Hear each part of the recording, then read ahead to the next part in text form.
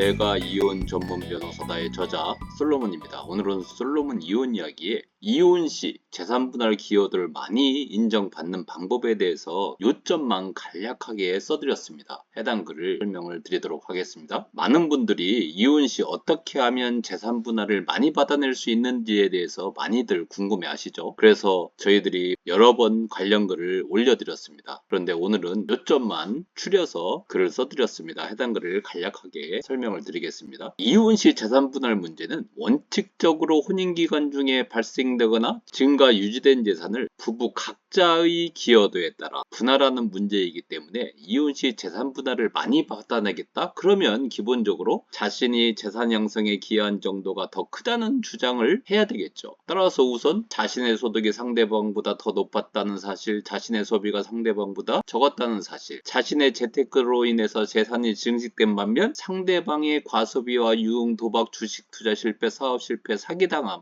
그런 사유로 인해서 공동재산이 감소했다는 사실, 혹은 본인이 육아가사를 더 분담했다는 사실, 자신의 부모님이나 형제 자매로부터 경제적 원조를 더 많이 받았다는 사실, 상대방 배우자의 부모님이나 형제 자매를 부양하기 위해 부부 공동재산을 소비한 사실, 혹은 재산 중 자신의 특유재산이 존재한다는 사실, 아니면 반대로 상대방의 특유재산이지만 그 유지나 감소 방지 증가에 내가 공헌했다는 사실, 또는 결혼 당시 이미 자신의 재산이 더 많았다는 사실, 반대로 결혼 당시 상대방에게는 채무가 이미 존재했다는 사실, 또 결혼 후 상대방이 학업이나 자격증 취득을 위해서 상당히 많은 비용과 시간을 투자한 사실, 또 이 뒷받침을 본인이 했다는 사실, 그런 사실들을 주장하고 입증을 해야 됩니다. 이혼 시 재산 분할은 재산 형성에 더 많은 기여를 한 사람에게 딱 그만큼 더 많은 재산을 떼어주겠다는 이른바 청산적 요소가 재산 분할의 기본 원칙이기 때문이죠.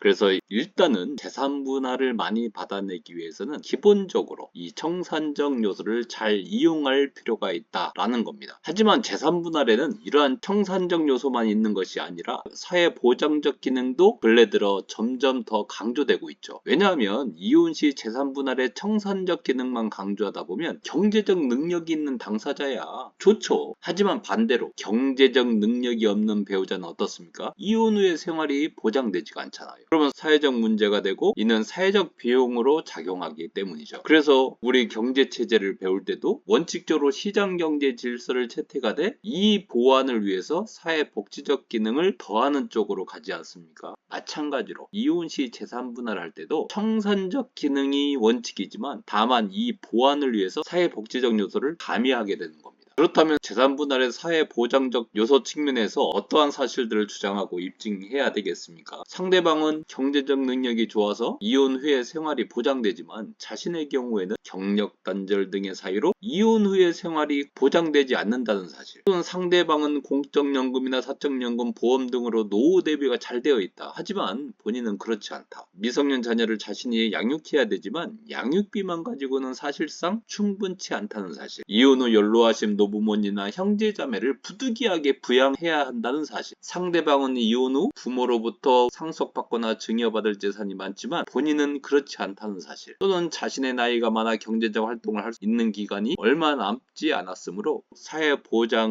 꾀할 필요가 있다는 사실, 이런 사실들을 효과적으로 주장 입증해야 되겠죠. 그렇게 되면 이혼 시 재산 분할을 많이 받아내는데 많은 도움이 됩니다. 보통 재산 분할하면 청산적 요소만 가지고 싸우시는 분들이 대부분입니다. 하지만 이 사회보장적 요소를 잘 가미하면 아주 좋은 효과를 낼 수 있다라는 겁니다. 그래서 항상 플레이 두 바퀴처럼 청산적 요소와 사회보장적 요소를 잘 균형을 맞춰서 갈 필요가 있다는 겁니다. 이것이 서로가 보완하기도 하고 서로 상충하기도 하기 때문이죠. 그래서 이 균형을 잘 맞출 필요가 있다라는 겁니다. 그러면 이혼 시 재산 분할을 많이 받아내기 위해서 앞서 설명드린 재산 분할의 청산적 요소와 사회 보장적 요소만을 잘 주장하고 입증하면 되느냐? 아닙니다. 가장 중요한 것이 남아 있습니다. 재산 분할의 손해배상적 요소가 바로 그겁니다. 손해배상적 기능이 무엇이냐? 혼인 파탄에 책임 있는 유책 배우자에게 위자료 책임을 지우는 것과는 별개로 재산 분할을 함에 있어서도 유책 배우자에게 불이익을 주겠다는 의미입니다. 많은 분들, 아니 이혼 전문가들조차도 유책행위는 오로지 위자료의 책임일 뿐 재산분할과는 하등의 관계가 없다고 잘못 알고 있는 분들이 많습니다. 하지만 절대 그렇지 않습니다. 전국 각지에서 선고되는 이혼 및 재산분할 판결을 한번 보십시오. 많은 판례들이 재산분할함에 있어서 혼인이 파탄난 경위를 참작했다라고 하고 있을 뿐만 아니라 많은 대법원 판결에서는 재산분할의 손해배상적 기능을 명시적으로 판시하기까지 하고 있죠. 그리고 재산분할의 손해배상적 기능을 제대로 이해하고 나면 실제로 이혼 시 재산분할을 많이 받아나기 위해서는 앞서 언급한 재산분할의 청산적 요소, 사회보장적 요소보다도 손해배상적 요소가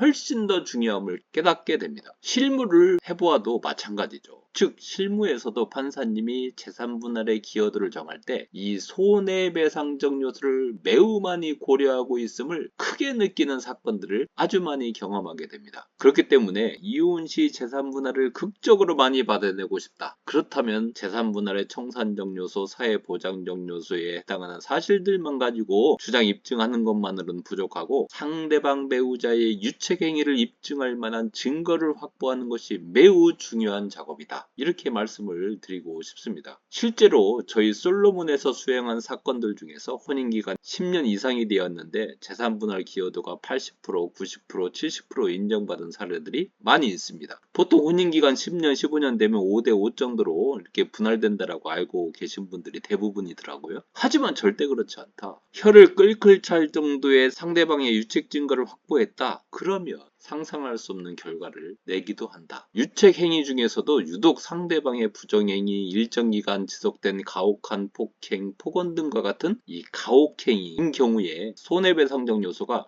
많이 고려되고 있습니다. 이런 것들은 실제로 공부를 해보고 실무를 해보면 뼈저리게 느끼는 사실들입니다. 그런데 재산분할의 손해배상적 요소를 아직도 모르시는 분들이 많다. 안타깝습니다. 그렇기 때문에 이혼 시 재산분할을 말도 안 되게 많이 받아내고 싶은데 상대방이 부정행위를 하고 있다? 그러면 묻지도 따지지도 말고 이를 입증할 빼박 증거를 확보하는 것이 그 무엇보다 중요하다. 그래서 이와 관련된 실제 사례들을 저희 블로그에 많이 소개를 시켜드렸습니다.